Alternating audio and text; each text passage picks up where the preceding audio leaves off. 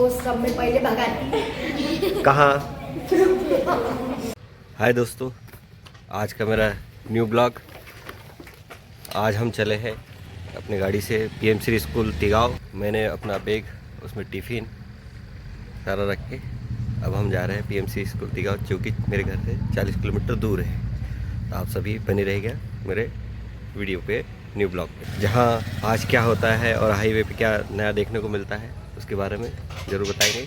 So guys, हम school जाते हुए माँ ताप्ती जी की परिक्रमा मार्ग पे होते हुए ताप्ती जी को प्रणाम करते हुए यहाँ से निकलते हैं। यह ताप्ती परिक्रमा मार्ग है और यह ताप्ती जी का उद्गम स्थल है, श्री क्षेत्र है, जहाँ ताप्ती जी की पावन धरा निरंतर बहती रहती है। 12 महीना यहाँ ताप्ती जी का जल विद्यमान रहता है। यहाँ अस्थियाँ विसर्जन करने के लिए 12 महीने भक्तों की भीड़ उमड़ी रहती है और यह पावन जल में अस्थि विसर्जन करके पुण्य आत्मा को शांति मिलती है, उन्हें अपने माँ श्री चरणों में स्थान देती है, ऐसी मान्यता है। सूर्यपुत्री माँ यह ताप्ती जी का उद्गम स्थल है, जिसका आप दर्शन कर रहे हैं। तो गाइस, मैं हेलमेट पहन के अपनी बाइक से ताप्ती जी का दर्शन करते हुए जय माँ ताप्ती अपनी स्कूल के प्रस्थान कर रहे हैं। तो हाय गाइस, हम लोग आ गए हाईवे पे, नेशनल हाईवे 47, जो कि भोपाल से नागपुर की ओर जाता है। यह रोड जिस पर पांडुरना के पहले हमारा स्कूल तिगाव पड़ता है। हम हमारे गंतव्य की ओर जाते हुए, यहाँ नेशनल हाईवे 47 है, नागपुर से भोपाल की ओर जाता हुआ है राज्य मार्ग। हाय गाइस, यह हमारा पहला पड़ाव समाप्त हो रहा है। अब हम यहाँ हाईवे कुमड़ी टोल प्लाजा की ओर जा रहा है। यह पहली ढलान है उदाई से नागपुर की ओर। यहाँ हम देखेंगे आग से भरा ट्रक पलटा हुआ है। यहाँ पे अक्सर करके ट्रक जो भोपाल इंदौर की ओर जाते हैं, जाते हुए आप देख सकते हैं यहाँ पे गाड़ी को न्यूट्रल कर देते हैं, या जो स्पीड 60 की गति होनी चाहिए उससे कहीं अधिक हो जाती है, जिससे ओवर स्पीड के कारण के कारण वहाँ टोल के पास जाके पलट जाते हैं या क्षतिग्रस्त हो जाते हैं या दुर्घटना हो जाती है, अन्य लोगों को ठुक जाती है गाड़ियाँ। यह कुमड़ी टोल प्लाजा है, बैतूल और पांडुरना के बीच में, नागपुर भोपाल नेशनल हाईवे राजमार्ग पर। यह नेशनल हाईवे 47 राजमार्ग है। यह नेशनल हाईवे 47 राजमार्ग।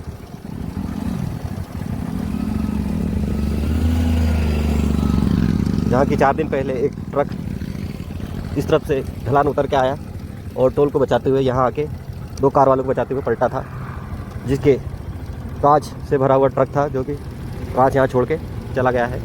ये आगे खड़ा है। ट्रक ड्राइवर की सजगता से दुर्घटना होते होते बची थी। उन्होंने बताया कि आगे भी एक कार थी और बीच में भी उनको बचाते हुए उसने यहाँ अपना ट्रक जो अनियंत्रित हो गया था ओवर स्पीड या ब्रेक के कारण, उन्होंने यहाँ पलटा दिया था। सो हाय गाइस, हम पहुँच गए हमारे स्कूल तिगाव में, पीएमसी शासकीय संजय गांधी उच्चतर माध्यमिक विद्यालय। हमारा स्कूल आज आपको दिखाते हैं। हाय गाइस, हम सुरक्षित पहुंच गए हमारे स्कूल शासकीय संजय गांधी पीएमसी उच्चतर माध्यमिक विद्यालय। सो गाइस, यह हमारा पीएमसी स्कूल है, शासकीय संजय गांधी उच्चतर माध्यमिक विद्यालय। आप सभी को हमारे स्कूल का दर्शन कराया जा रहा है, जिसमें 6वीं कक्षा से लेकर 12वीं कक्षा तक अध्ययनरत छात्र छात्राएँ उपस्थित है।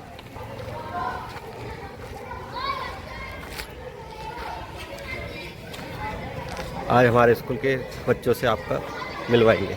हेलो दोस्तों, आज हम आ गए हमारी क्लास में कक्षा 8वीं में। ये हमारे कक्षा 8वीं के छात्र छात्राएं हैं, जिनको मैंने एक टॉपिक दिया था सोशल रिसर्च पे। मैं सरपंच होता, उसके ऊपर आज हमारे प्यारे प्यारे बच्चे अपने अपनी राय व्यक्त करेंगे कि मैं सरपंच होता तो मैं क्या करता, अपने गांव, अपने क्षेत्र, नगर के लिए क्या अच्छे से अच्छे काम कर सकता। आज उसके ऊपर इनका ब्लॉग मैं बना रहा हूँ, तो आप जरूर सुनिएगा। हेलो गाइस, आज हमारे स्टूडेंट पीयूष निहारे मैं सरपंच होता के ऊपर कुछ कहेंगे। अगर मैं सरपंच होता तो गांव में पानी की सुविधा करवाता और हर प्रयोगशाला पर पानी के लिए पानी का घड़ा या पानी की सुविधा करवाता। बहुत बढ़िया, बहुत बढ़िया, बहुत बढ़िया, बहुत बढ़िया।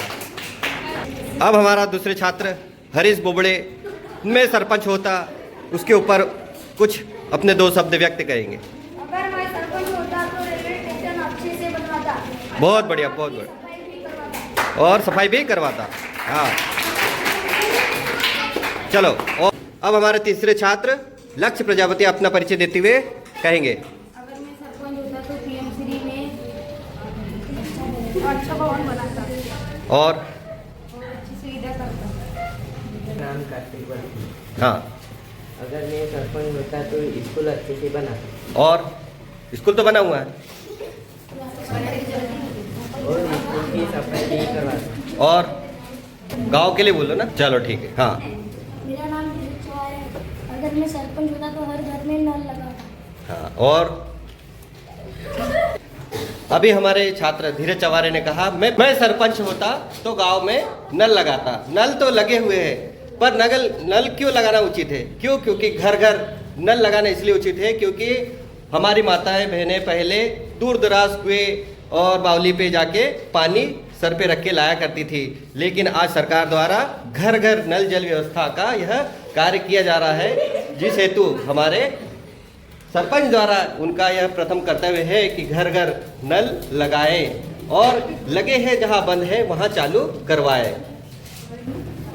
मेरा नाम कृष्णगिरी। मैं सरपंच होता तो नदियों की सफाई करवाता। बहुत बढ़िया। अगर मैं सरपंच होता तो गांव में पार्क बनाता जिसमें बच्चे खेलने आते और नदियों। अगर मैं सरपंच होता तो नदियों के कचरे साफ करवाता। नदियों की साफ सफाई भी करवाता। मैं कक्षा 8 में पढ़ता हूँ। मैं अगर सरपंच होता तो पेड़ पौधे काटने नहीं देता और पेड़ लगवाने के लिए प्रयास करता। और मैं पेड़ लगाने के लिए प्रयास करता। और स्कूलों में भी वो पेड़, रोड के किनारे पेड़ लगवाता है ना।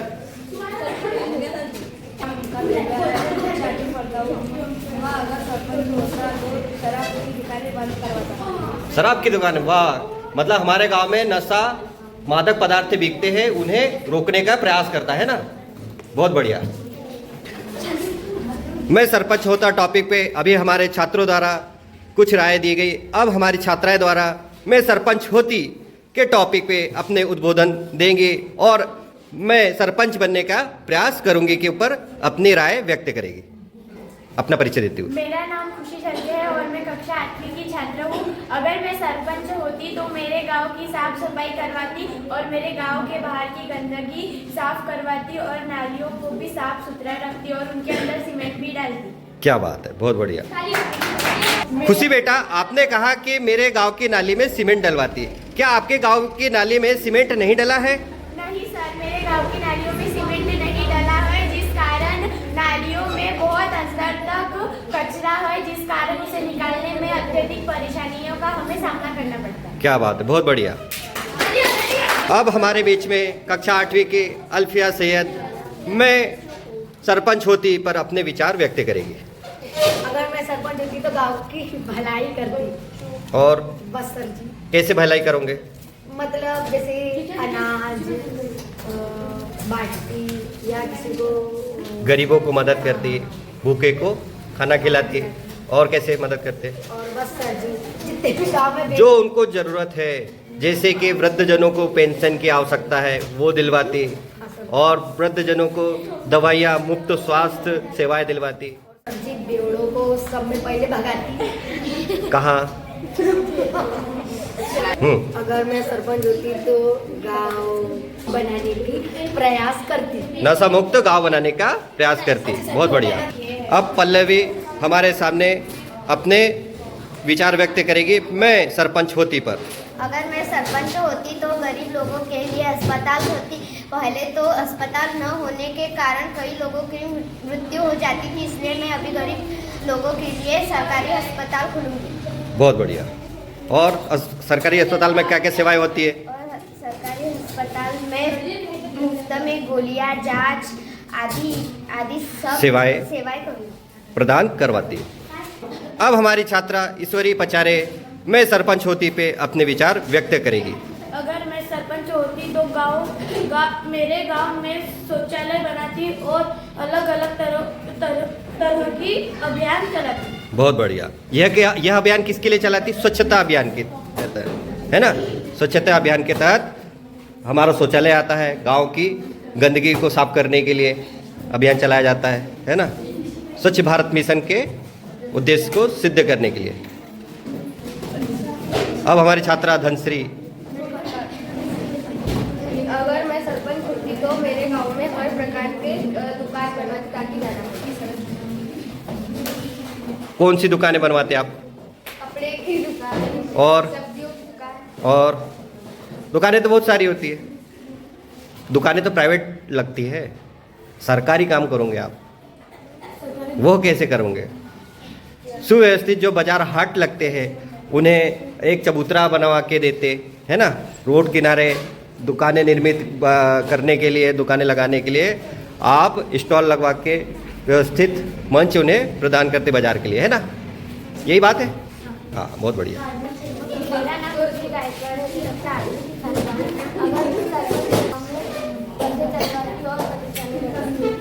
प्रतीक्षालय बनवाती यात्रियों के लिए, है ना? बहुत बढ़िया। और नंदिनी कुमारी हमारी कक्षा 8वीं की छात्रा है, वे अपने विचार व्यक्त करेंगे मैं सरपंच होती पे। मैं अगर सरपंच होती तो अपने गांव गली मोहल्लों में बिजली की सुविधा कराती और स्टैंड लाइट भी लगवाती। स्ट्रीट लाइट भी लगवाती। क्यों लगवाने की आवश्यकता है? क्योंकि गली मोहल्ले में, रास्तों में रात अंधेरा रहने के कारण हम चल फिरने में असमर्थ रहते हैं, है ना? चलने फिरने में असमर्थ रहते हैं। अंधेरे में दिख पाता है क्या चलने में? हाँ, इसीलिए स्ट्रीट लाइट लगाना गांव में अति आवश्यक है ना? बहुत बढ़िया। मैं सरपंच होती तो गांव के लोगों को अनाज देती और गांव में स्वच्छता बनाए रखती। बहुत बढ़िया। नाम मोनिका राउत है, मैं कक्षा 8वीं की छात्रा हूँ। बहुत बढ़िया। मेरा नाम साक्षी सलामी है, मैं कक्षा 8वीं की छात्रा हूँ। अगर मैं सरपंच होती तो अपने गांव में कच्ची सड़क होने के कारण लोगों को आने जाने में परेशानी होती है, इसलिए मैं अपने गांव में पक्की सड़क बनाऊंगी। मेरी छात्रा साक्षी सलामे ने एक बात कही कि मेरे गांव में कच्ची सड़क है, जहां पहुंचने के लिए सुगम रास्ता मौजूद नहीं है, उसे पक्का बनाने के लिए मैं प्रयास करती, जनपद स्तर, जिला स्तर पर मैं उसे मांग करती, है ना? बहुत बढ़िया। हमारे स्कूल के होनहार छात्र छात्राएं हैं जिन्होंने मैं सरपंच होती पे अपने व्याख्यान प्रस्तुत किए। आप अपनी राय बताइएगा, किस बच्चे ने जो अपनी बात रखी है वो आपको कैसा लगा, जरूर बताइएगा। बहुत बहुत धन्यवाद।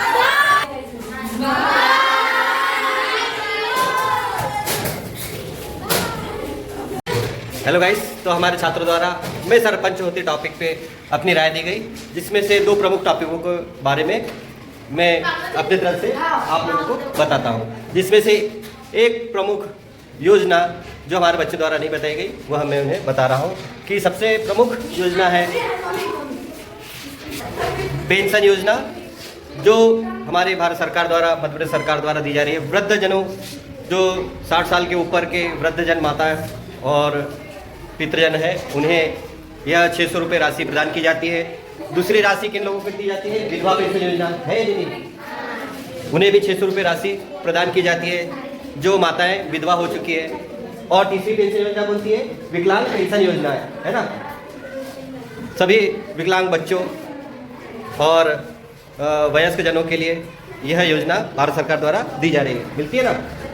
600 रुपये यह पेंशन योजना का एक प्रावधान है, जिसे आपके पास आपके समक्ष कोई आए तो उन्हें यह प्रदान करने के लिए हमें कोशिश करना है, करेंगे ना। वृद्धजन आए जिनको पेंशन नहीं मिल रही, विकलांग आए है ना, जिनको पेंशन नहीं मिलती है, और विधवा कोई माताएं आए तो उन्हें यह सरपंच, सचिव या जनपद स्तर पे हमें प्रयास करके उन्हें दिलवाने की कोशिश करना है, तभी हम सरपंच बनने के हकदार कहलाएंगे ना, सब बनेंगे ना, ठीक। और दूसरी प्रमुख योजना है कौन सी? आवास योजना है। आज के समय में प्रधानमंत्री आवास योजना दी जा रही है हर गाँव में और नगर में भी। कितनी राशि मिलती है आवास योजना के तहत? एक घर बनाने के लिए 1,30,000 रुपये। हाँ, 10,000 रुपये वो उसके स्वच्छता के मिल रहे हैं ना, आप उसको ऐड कर सकते हैं पंचायत स्तर पे यदि देता है, शौचालय के लिए मिलते हैं, ठीक। तो आवास योजना हो गई। जिसका घर कच्चा है उसे यह जो आवास योजना का है उसको लाभ अवश्य मिलेगा। जिसका घर पक्का है उसे यह राशि योजना का लाभ नहीं मिलेगा, है ना, क्योंकि उसके घर ऑलरेडी पहले से पक्का है। जिसका घर कच्चा है, खपरे का है और मट्टी का है, तो उसको यह योजना का लाभ दिलाने का कर्तव्य आप हम सबका है। उसको प्रयास करवाना है, दिलवाने के लिए फॉर्म भरना है, सरपंच सचिव से बोलना है, और यदि हम सरपंच बनना चाहते हैं तो उसके लिए हमें उसके हक की लड़ाई लड़नी पड़ेगी कि नहीं। और बहुत सारी जो योजनाएं और बहुत चीज़ों में हमारे गांव में गंदगी कमी दिखती है, तो उसकी शिकायत के लिए हमें क्या करना पड़ेगा, कहाँ जाना पड़ेगा? सबसे पहले आप हम सबके पास मोबाइल है, उसका उपयोग करना है। कौन सा हेल्पलाइन नंबर है जिस पे हम शिकायत करते हैं? 181 है, 181 CM हेल्पलाइन नंबर, जहाँ पे हमारे घर के सामने यदि कचरा पड़ा है, नल नहीं आ रहा है, जो भी समस्या है उसका त्वरित निराकरण के लिए हमें उसका उपयोग करना है। करोगे ना? ठीक। आपको बहुत सारी योजना के बारे में आज बताया गया कि नहीं? आज जानकारी भी मिली है ना? तो उसका उपयोग करेंगे। किस चीज़ के लिए? हम सरपंच बनेंगे। क्या है, क्या करना है ना? प्रयास करेंगे ना? सबको अपने हक की चीज़ दिलवाओगे? ठीक, धन्यवाद। 2 1 2 1 2 1 2 1 2 1 2 1 2 2 1 2 1 2 1 2 1 2 1 2। जल्दी जल्दी हो रहा है क्या? बस स्टॉप, विश्राम, विश्राम, सावधान, फिंगर क्लैप्स गो।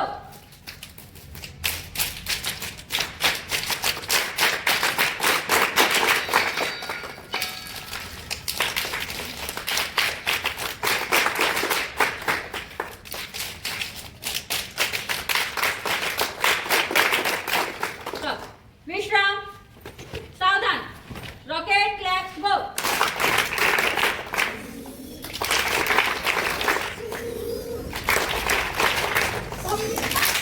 विश्राम, सावधान, गोरैया क्लैप्स गो।